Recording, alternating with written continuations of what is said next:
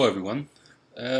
This next video I'm going to talk to you about characters, how to craft a believable fictional character. Um, this is my second video on world building. This is a more in-depth view on world building. So this is going to be more focused on the characters. Characters are intertwined with the story, with the plot. So there are some overlapping ideas in between, so bear with me. um, I found this quote from Ernest Hemingway. It says, "When writing a novel, a writer should create living people, not characters. A character is a caricature, a cartoon." So then Orson Scott Card, the writer of Ender's Game, says that a writer makes a promise to his audience to deliver a story with believable and compelling characters. Even in science fiction, fantasy, the trend is towards more characterization than the idea. Character is more important than idea. In the past, science fiction and fantasy writers could get away with murder, as they say. They could, just focus on the story and make one-dimensional characters, and that's it. At the time of pulp fiction in the 30s, 20s, 40s, you can get away with that, but that's not the case anymore. People are demanding more, and a character is the face of the story. It's life. The story is what makes us tick, and people are more attracted to what happens to a person than to an idea. So if you can blend both, that would be great, because ideas are also important. They help people understand something and a problem, and if you give them a solution or another. You give them an opportunity to think, then that's a good thing, especially through a character. That's the key, I believe. So there are several ways you can get to develop characterization. Tell your audience what your character is about. You can do it through dialogue. A dialogue can reveal thoughts, personality, and intention. You can also do it through internal monologue.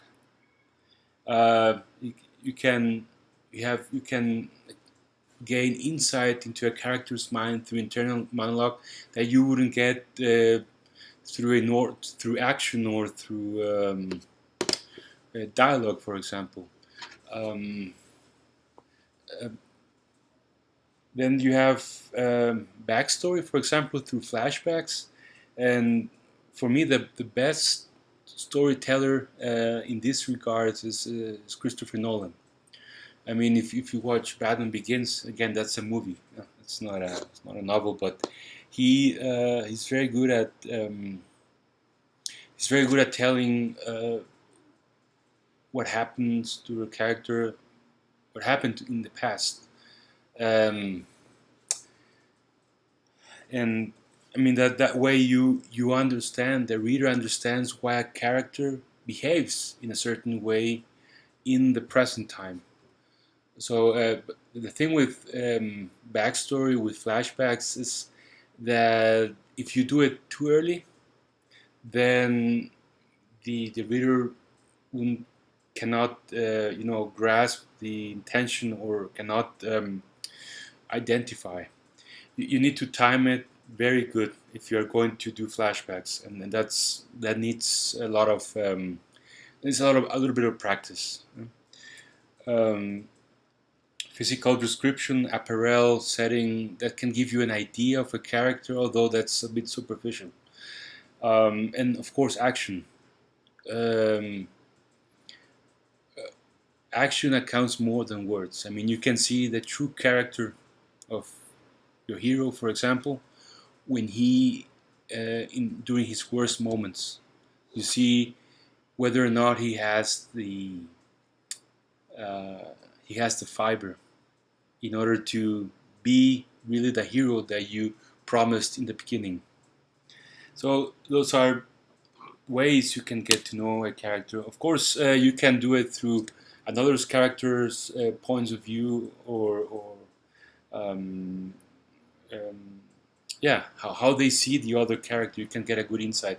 That's one of the advantages of writing in third person, because you can get a more integral view of the story. If you only write one first person point of view, then it's a little bit one-sided. You only get your main character's uh,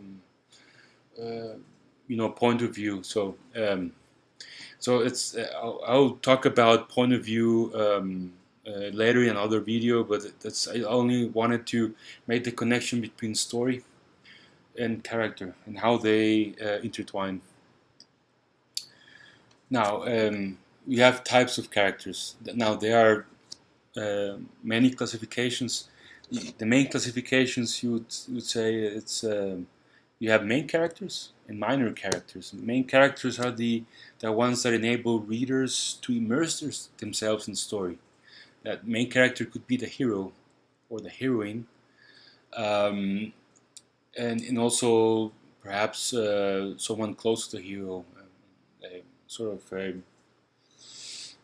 someone who has a parent.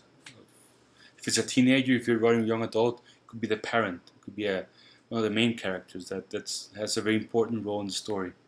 We also have minor characters, and these are very important because they help the plot progress and they influence the main character to act. And I'll go to a more specific classification done by mythologist Christopher Campbell. He wrote a book called The Hero of a Thousand Faces, and he based himself upon psychology. I'm not going to get into whether or not I believe in that. It's just for mechanical reasons, so plot-wise, character-wise, it makes some sense. And you have the so-called archetypes, the Jungian archetypes from Carl Jung, a Swiss psychologist. You have the hero, who is usually the main character. The character, it's the character the audience looks for in order to get into the story. You think about Luke Skywalker. What would happen if Luke Skywalker had died in the Death Star? Then who would the audience have chosen? I mean, Han Solo or Princess Leia. What would have happened in it's another example, The Old Man, the Sea from Ernest Hemingway. You have the old man who's struggling against the sharks that want to eat his marlin. What would have happened if he had died in the sea? Then we don't have anywhere else, because there are other characters, but they don't serve this purpose that of the hero that propels us forward and makes us cry and cheer for someone. That's one of the main functions of the hero. Also, the hero is the one who undergoes the greatest development and change, the greatest sacrifice. There's a saying, "No pain, no gain," and this goes for a character, for the hero. Sorry. Then you have the villain. The villain is the hero's shadow. The villain, he thinks of himself as the hero in his own wicked way. He thinks what he's doing is right, so it's the exact opposite. You think of the Joker in Batman. You think of Saruman in Lord of the Rings. You think of the Emperor Palpatine in Star Wars. You think of Morgan Le Fay, perhaps in King Arthur's Tales, or Loki in the Norse myths, when he tricks Thor and the others. So that's an example. Then you have the mentor. When the archetypical mentor, so to speak, is Merlin, because he's the one who instructs the hero into his journey, and the one who gives him usually a gift like Excalibur, the sword, the magical sword. Then you have allies who help the hero succeed in his journey and growth. When I think of allies, I always think about uh, the Greek myths, and you have the tale of Jason and the Argonauts, all his allies that he gathered along his journey. Um, or in Homer's The Odyssey, Odysseus, he had his men under his command. These were his allies. I mean, they helped him fulfill his task. And then you have the Threshold Guardian, and this I will get into the archetypes more later, in later videos. But the Threshold Guardian is basically they stand in the way of the hero achieving his goal. A Threshold Guardian could be, let's say, in real life, a classmate that's giving you a hard time, and unless you learn from this experience, unless you try to absorb this person's character, so to speak, you won't get through.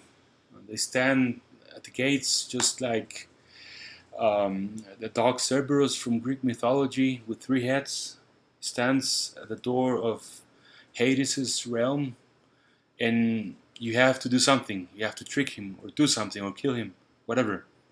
But you need to get through. And when the hero gets through the Threshold Guard, he learns from the Threshold Guard. He learns from the experience. He doesn't learn to be evil or to be good. He learns from the experience. So that's very important. So this is what I call next the anatomy of the character. I mean, when you are building your character database, doing your world building stage, there are certain aspects, like I would say a questionnaire, and there are several software programs like Scrivener, where they give you a table where you have to fill in the blanks, and such things as inner struggle, physical description, taste and preferences, quirks, outer struggle, and backstory. These are some of the things that you need to take into account when you are imagining your character. Hopefully you write them down, and that way you get a general idea of what your character looks like and what he thinks when you are writing. Of course, you need to expand on that while writing. But this could give you a good head start in your process. So that will be it for this time. I hope you see you next time. Have a good day. Bye bye.